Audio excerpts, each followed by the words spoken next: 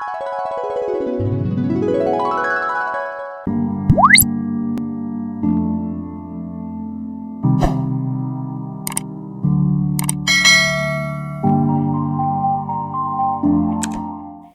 Cup of T.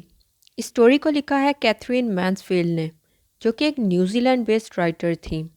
उन्होंने इस story को first time story teller magazine के अंदर पब्लिश किया इन मई 1922। कैथरीन मैन्सफील्ड ने इस स्टोरी के अंदर 1920 के लंदन की लाइफ को डिस्कस किया है, जो हम इस स्टोरी के अंदर डिटेल में पढ़ेंगे।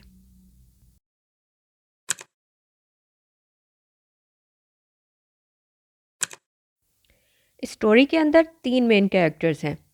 First one miss rosemary fail, जो कि मेन कैरेक्टर है इस स्टोरी का। ये एक अमीर लड़की है।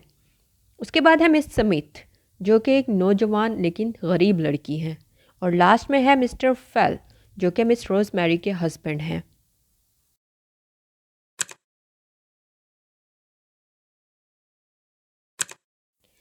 A cup of T. ये कहानी है लंदन के अंदर रहने वाली एक अमीर और नौजवान औरत मिस रोजमेरी फेल की। एक सुबह मिस रोजमेरी लंदन की मार्केट में शॉपिंग करने के लिए निकलती हैं। वो एक एंटीक शॉप में रुकती हैं, जहाँ पर उन्हें एक ज्वेलरी बॉक्स बहुत ज़्यादा पसंद आ जाता है।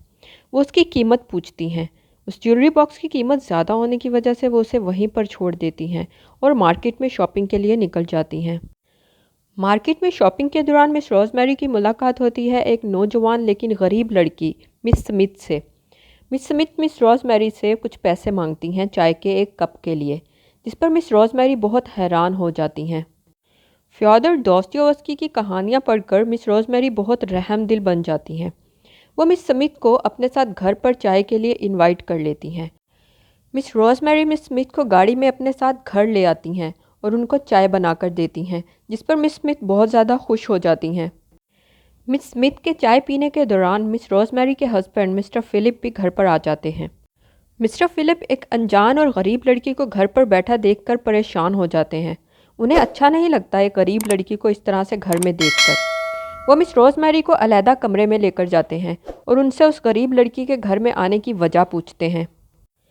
मिस्टर फिलिप मिस रोजमेरी से नाराज़गी का इजहार मिस स्मिथ की खूबसूरती की तारीफ़ करते हुए करते हैं और वहाँ से चले जाते हैं। मिस रोजमेरी को यह सुनकर बहुत बुरा लगता है और वो मिस स्मिथ को कुछ पैसे देकर घर से रवाना कर देती हैं।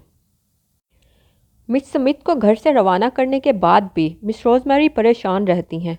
उन्हें अच्छा नहीं लगता मिस्टर फिलिप का इस तरह से मिस स्मिथ की खूबसूरती की तारीफ़ करना। मिस रोजमेरी अपनी खूबसूरती पर शक करने लग जाती हैं। वो रात के खाने के लिए बहुत अच्छे से तैयार होती हैं और खाने की मेज़ पर मिस्टर फिलिप से अपनी खूबसूरती के बारे में पूछती हैं और पूछती हैं कि वो कैसी लग रही हैं। और यहाँ पर यह स्टोरी ख़त्म हो जाती है।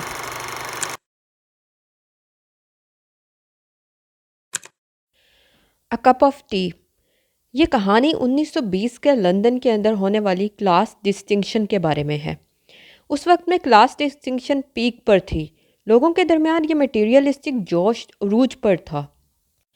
और कैथरीन मैन्सफील्ड ने अपनी स्टोरी के ज़रिए हमें इस क्लास डिस्टिंक्शन के बारे में बताया है। किस तरह से अपर क्लास के लोग या मटेरियलिस्टिक लोग लोअर क्लास के लोगों के साथ डील करते हैं, कैसे वो उनके साथ बर्ताव करते हैं, हमें इस कहानी के अंदर पता चलता है।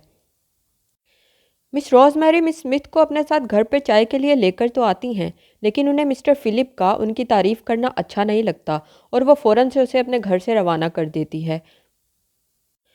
और मिस्टर फिलिप भी एक गरीब लड़की को अपने घर पर मौजूद देखकर अच्छा नहीं महसूस करते। उन्हें अच्छा नहीं लगता एक गरीब लड़की का इस तरह से घर में होना और वो उसे भेजने के लिए इस तरह से उसकी तारीफ़ करते हैं, झूठी तारीफ़, जो कि मिस रोजमेरी को अच्छी नहीं लगती।